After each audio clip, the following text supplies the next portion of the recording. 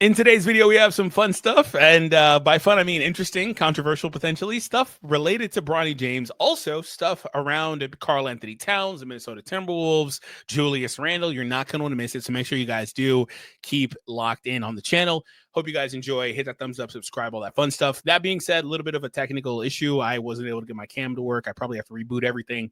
Didn't really have time for that, but just track with me and follow with me. So, Bronny James, quite the controversial player. He is the most controversial 55th pick in NBA history, and I say that without even doing any digging because I'm pretty positive it's true.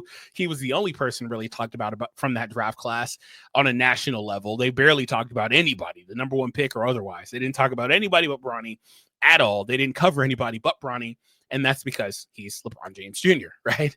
And all this speculation, the scrutiny, everything that comes alongside with being LeBron James and LeBron James Jr., Bronny was thrust in the middle of. So there is an executive, a Western Conference executive, that believes the Lakers are dead set on making Bronny a part of their rotation next year. And if Bronny can show that his improved play at the end of the season wasn't a fluke, they will be looking towards trying to make Bronny a rotation player. And here's the thing. The executive actually believes Bronny's going to do it. The executive believes Bronny wasn't having like a fluke performance and will be able to be a rotation player next year. So we'll see what happens with that. Now, here's the deal with Bronny. You may not know, but the kid's young. He's only 20 years old. He's got a world of time to develop. He's also got insane athleticism. He can jump out the gym. He's 210. The only real problem with Bronny as a profile is he's 6'3". And it's really hard to be 6'3" and not be like a hyper skilled guard, great deep shooter, things like that. He's not that type of player. And I want to say that he flashes that stuff. Like he flashes that on ball creation. If you watch him enough, he'll every now and again flash it. He'll throw a nice pass, things like that. And Bronny actually was asked last year who he envisions himself as a basketball player. And he said as an on ball guard. Now that maybe a little bit out of touch with what's needed. I don't know, but if Bronny can ever be like a off the bench sixth man or eighth man, something like that, they can come in, give him the ball, let him run a few pick and rolls, things like that. That'd be a huge success in my opinion, but that'd be really nice. I think that with his profile, Bronny could be a good player with that, is assuming that he's able to develop into a 3-point shooter as well. They can knock the shot down off the catch, right? So anyway, the executive believes Bronny will do it. And here's the thing with Bronny. If you look at the splits he had last year, firstly, Summer League, he was terrible. But in G League, and there's the G League preseason, and then there's the actual season. He played 34 minutes a night in G League, 22 points on 44% field goal percentage, 38% 3-point percentage on 8.5 attempts. Like he was getting up. And with volume, he was knocking him down. 38% on 8.5 attempts. 81% free throws, 5 rebounds, 5 assists, 3.5 turnovers, 1.9 steals.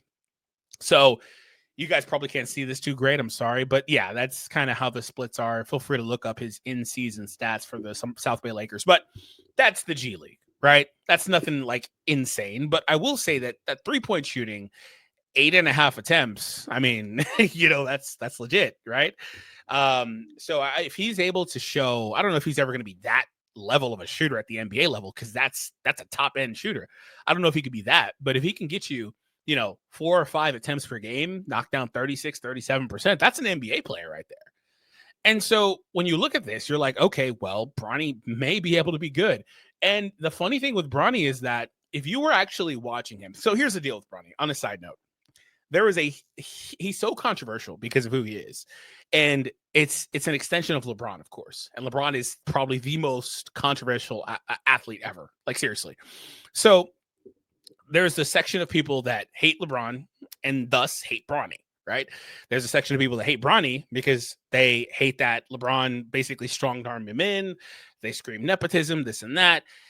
They don't really care about anything context-wise related to Bronny, about the fact that he was a highly touted high school athlete, McDonald's All-American, was on a stacked team, so his numbers weren't as insane, but was still clearly a really good high school player, projected to be a lottery player, by the way, after that high school stint. Does have a freaking cardiac arrest, I believe, and comes back and tries to play his way through that, and it wasn't good, admittedly, in college. probably could have and should have stayed for another year. I personally think it was okay that he left so he can get in an NBA program and train with NBA athletes. That's the way I see it. But, they ignore all that context, right? The context matters with Bronny and I think that if he turns into a solid NBA player as a 55th pick, how many 55th picks even get talked about for one, but turn into legit NBA players year over year? I don't know. But I think the only real problem with Bronny was that he got a legit contract, right? But Maxwell Lewis was around the same draft pick the year prior or a couple years prior, got us the exact same deal. So, like, the Lakers just give those out. So, anyway, I think, if you look at Bronny and you watch Bronny, you weren't just hate watching him or whatever, you saw the growth because at the beginning of the season, when he went out there, he was clearly not ready. And if you go back to like Summer League, oh my God, he wasn't ready. He was not ready. He looked like a deer in headlights. I don't know if that's just him still learning how to trust his body again after cardiac arrest. Like that's, that matters, right? I don't know if that's him just learning how to trust his body again, learning what he can do, things like that. It probably takes a good amount of time to get past that mental block, admittedly. And I'm sure most of us can't relate, especially as an athlete, right? Anyway, and in the beginning of the season, he was clearly not ready. He looked like deer in headlights. They thrust him out there to get that, photo op in the beginning of the season. It is what it is. But towards the end of the season, after and they also were doing this weird thing, by the way, the Lakers, where they kept Bronny up instead of sending him down with the G League. And I thought that was so weird. Like he was only going down for home games and stuff like, okay, I get that you want him to be around and be around. His dad probably wants him around, all that stuff. Just let the kid go play, man. He needs reps. And once he started actually getting reps midway through the season, he got much better.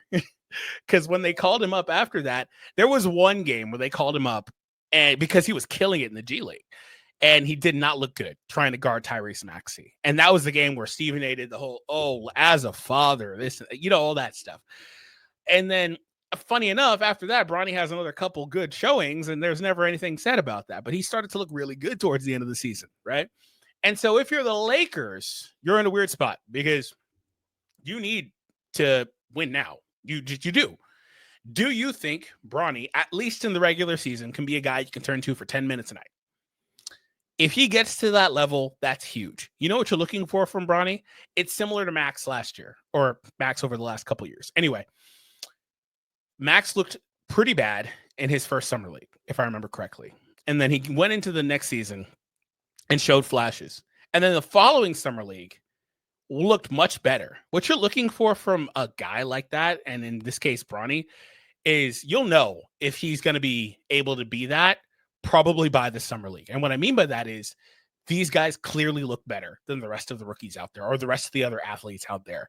They clearly look better and teams wind up just pulling them because they're like, yeah, this guy's ready, and maybe it takes these guys a couple years. I don't know if Bronny will flash that or show that. And that's not to say he can't get there midway through the season. I don't know, but typically, at the start, right? So there's that. We spent a while talking about Bronny because I do have a lot to say about him. I do think the kid could be a good NBA player, but especially for people that do not follow the Lakers, do not watch every single game with the Lakers, haven't seen Bronny out there, only know the memes and all that stuff about Bronny. They don't care about that. It's just, and I'm sure we've already got a number of them. He'll never be an NBA player. He's this, he's that. Let's wait and see. The kid's 20, right? But I think it's interesting that an executive actually thinks that he can do it. So there's that. For better or worse, anyway. All right, so now that we've covered the Bronny piece, let's move over to some of the Timberwolves stuff. So over on Mark Stein's Substack, he talked about kind of what the Timberwolves are doing, some of the stuff related to the fact that New York and Minnesota made that trade and neither team went beyond the conference finals. Cat had some really good showings. I just wish Cat was able to be a bit more consistent. And there was a report as well that everyone around the team was kind of lamenting the fact that Cat was basically not providing much on the defensive side of the court. That's not really his strong suit. We've known that for forever about him. That's not really what he does, right?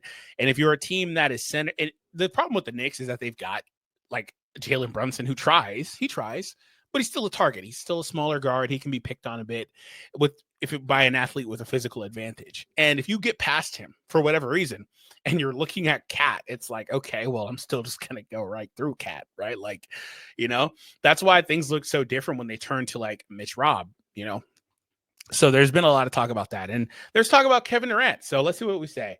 The Timberwolves, like the team they combined with on a stunning blockbuster deal of the weekend before training camp opened, could not get past the conference finals in the end. Neither Minnesota nor New York, after acquiring Cat, made it to the finals, which commenced Thursday night. Yet it's informative to really listen to Finch's words in the quest to forecast what will happen next. It's not yet certain whether the Wolves will make another trade run at KD after doing so in February.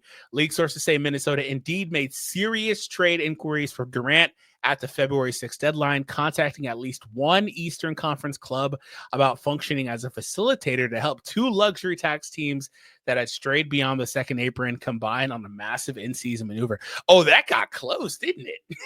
They were trying to work in the third team, huh? I didn't actually know that part. I knew that they were actually, I believe, the very last people that were really in on Durant after he had turned down the Warriors. I knew that Minnesota was still in the mix a little bit. That's interesting. And I do wonder if they will try to make a play for him. Like I said previously, he's Ant's idol, one of Ant's idols, and I think that Ant would love to play with KD, right? Like I think Ant's probably super pushing for it, and KD may be on the other side, like, hey, it's a young dog over here, get me to Minnesota, right? And what we do know is that they desire to maximize their playmaking quotient was a key fact that drove the Timberwolves' willingness to abruptly swap Towns for Randall and DiVincenzo. Yes, their undeniably, was a significant financial component too. The Wolves wanted increased financial flexibility to make it more likely they could re-sign Nas and Na this summer. Sources stress, though, that the Wolves viewed Randall's ability to barrel into the paint off the bounce, spray passes to the opposite corner, and find weak side cutters off his drive as a more optimal supplementary fit next to Edwards than Towns. I like how they said he just barrels down there, because he does, right? Randall just shoves people out the way. He's shoulder checking dudes. He looks like a football player half the time. He does do that. Anyway, yeah, I think that's interesting though. The playmaking piece of it. I think you could use Cat as more of a playmaker. Like I'm surprised the team hasn't tried to use Cat at least the way that teams use Sabonis. You know, as more of a fulcrum of the offense. Like I think Cat could easily average like 7 assists a game. I do think he has that playmaking ability. Okay, maybe 5.5. I'd have to go back and look at it and just confirm he didn't do that already.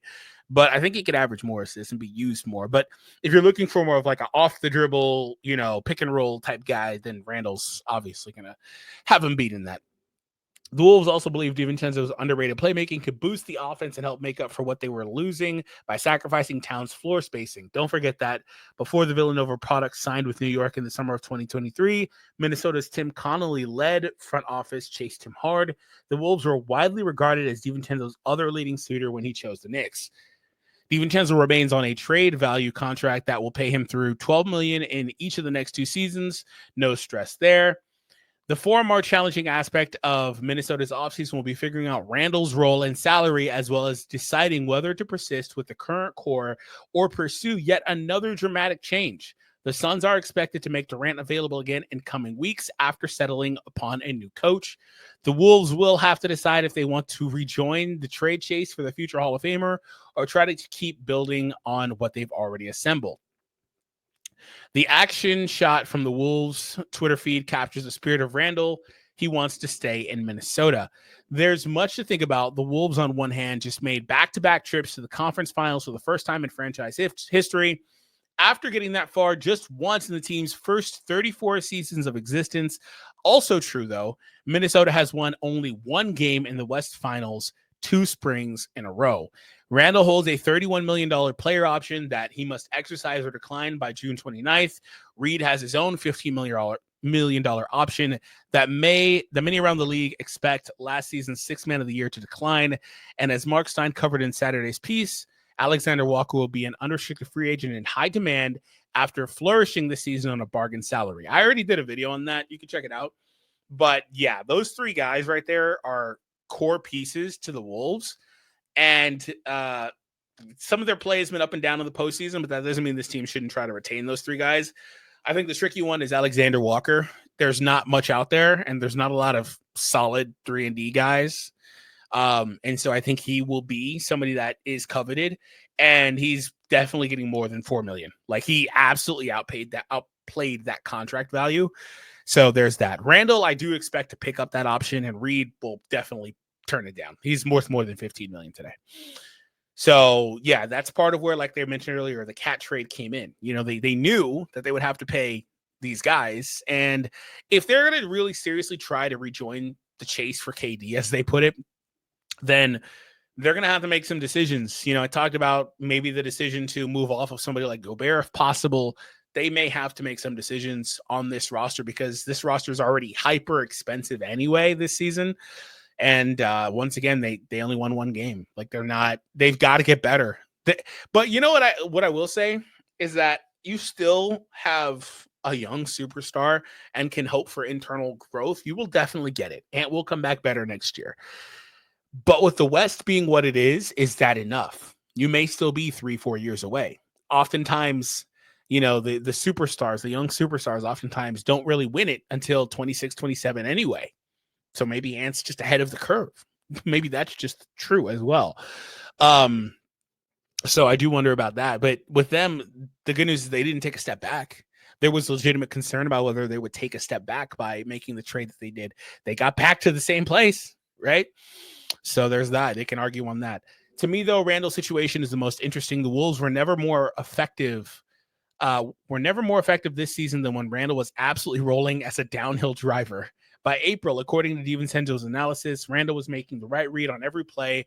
Draymond came away from Golden State's second-round exit to the Wolves, describing Randall as a second big man to outplay him in a head-to-head matchup in Green's Hall of Fame career. Ooh, that's interesting. I didn't know he said that. Isn't that the sort of player you would want to retain? I'd agree. Yeah, that's interesting. They also talk about Finch and Randall, how they've maintained a good relationship, etc. By mid-December, Randall's creative impact was starting to take shape. He and DiVincenzo had clicked going back to their tenure with the Knicks. Randall found more and more ways to feed Edwards. He improved his timing on lobs to Rudy. Everybody was benefiting from him, Finch said.